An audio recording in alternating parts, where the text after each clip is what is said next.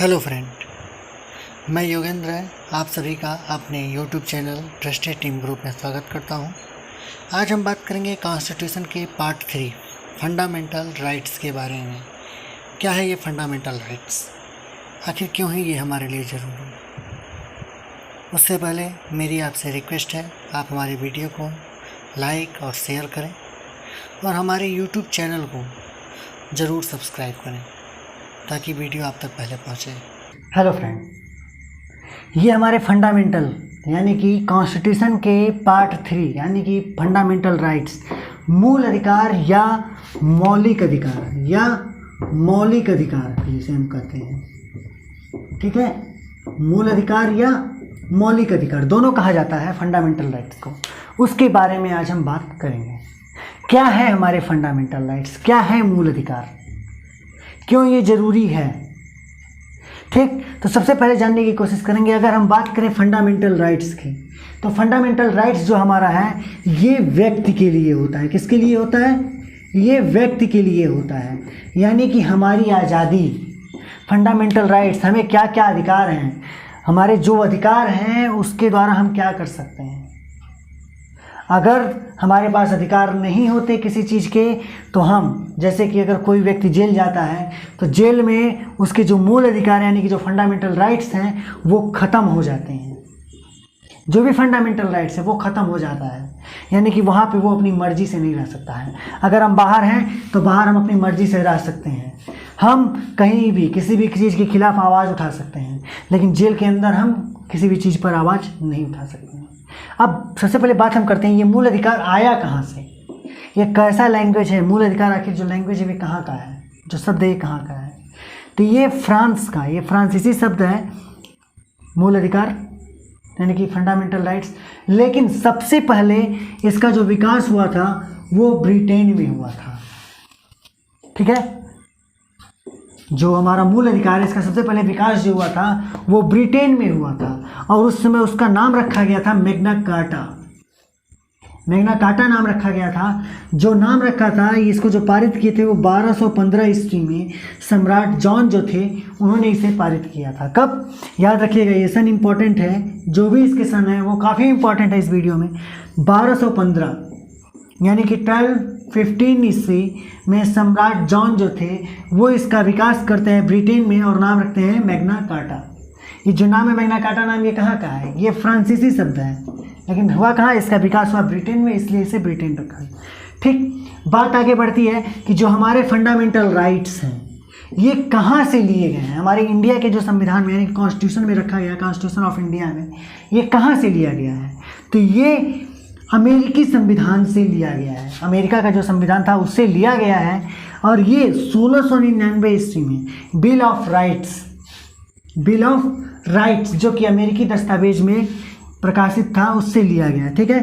फिर इसे अगर बात करें आगे तो 1791 में अमेरिका ने इसे अधिकार पत्र में शामिल किया था। इस दस्तावेज को, अधिकार पत्र दस्तावेज को उसने शामिल किया था 1791 ईस्वी में। उसके बाद हमारे यहाँ तो इसे लागू किया गया 1950 में, ठीक। अब फंडामेंटल राइट्स की अगर हम बात करें तो फंडामेंटल राइट्स जो था ये बनने का काम होता है शुरू, तो इसको ड्राफ्टमेंट, हमारे यहाँ जब बनना शुरू होता है तो ड्राफ्टिंग कमेटी बनाई जाती है।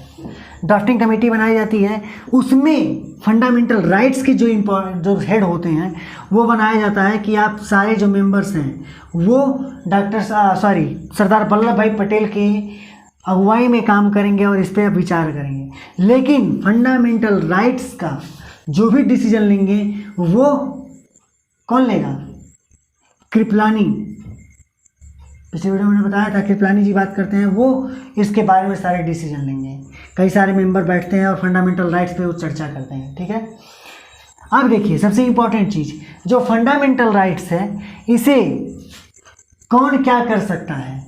इस फंडामेंटल राइट्स में यानी कि जो हमारी व्यक्ति की जो मौलिक अधिकार है यानी कि जो उसकी आज़ादी है, उस पर अगर किसी भी चीज़ की कोई भी आज़ादी है तो उस पर कुछ समय के लिए रोक लगा सकता है, तो निलंबित का काम कर सकता है, तो वो है राष्ट्रपति। राष्ट्रपति क्या करता है?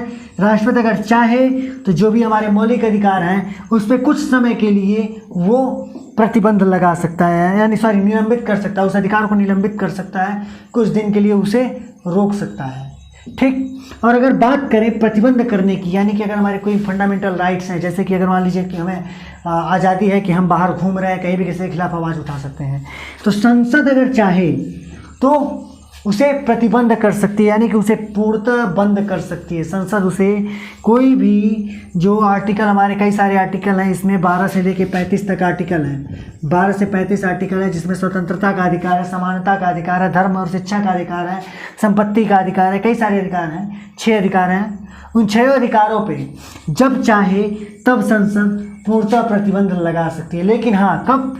जब इसके पास पूर्ण बहुमत होगी उस चीज़ के लिए, तब ये उस चीज़ पर प्रतिबंध लगा सकती है।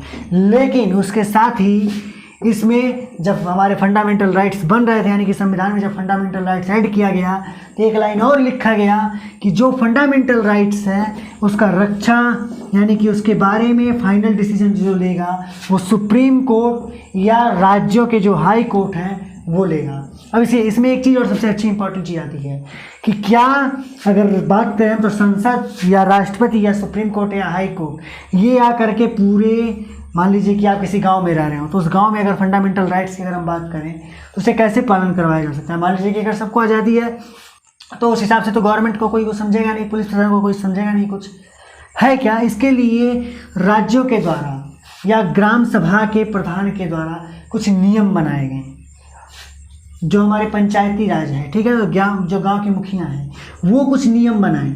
जैसे कि एक एग्जांपल देता हूं मैं, मान लीजिए आप सड़क पर कहीं घर बना दिए, ठीक है, अब उसको घर को अगर तोड़ना होगा तो क्या सुप्रीम कोर्ट का ऑर्डर लेके आएगा? कोई सुप्रीम कोर्ट आएगा देखने के लिए कि हाँ आप कहीं घर सड़क पे बनाया उसको तोड़ा जाए? नहीं।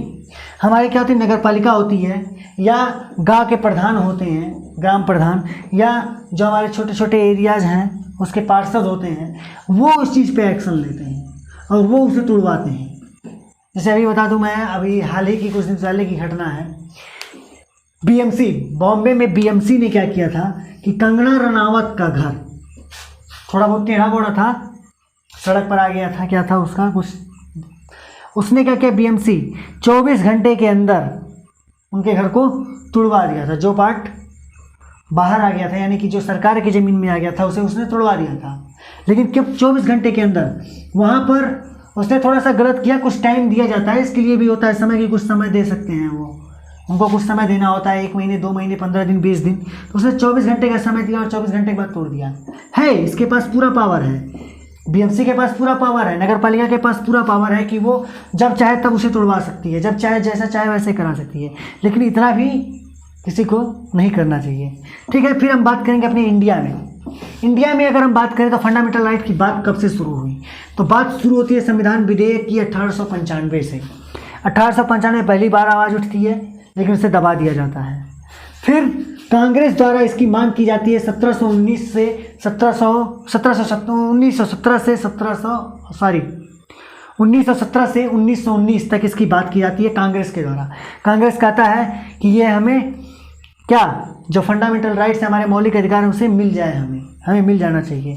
फिर मोतीलाल नेहरू, मैं सबसे पहले वीडियो में बताया हूँ संविधान के कि उसमें नेहरू जी, मोतीलाल नेहरू अपना एक रिपोर्ट तैयार करते हैं, वो 1928 में, उसमें भी फंडामेंटल राइट्स की बात की जाती है। आपको बता दो कि फंडामेंटल राइट्स का जो वीडियो है, इसे मैं पहले वीडियो जो हमारा है उसे मैं डिस्क्रिप्शन बॉक्स में डाल दूँगा, आप वीडियो देख सकते हैं।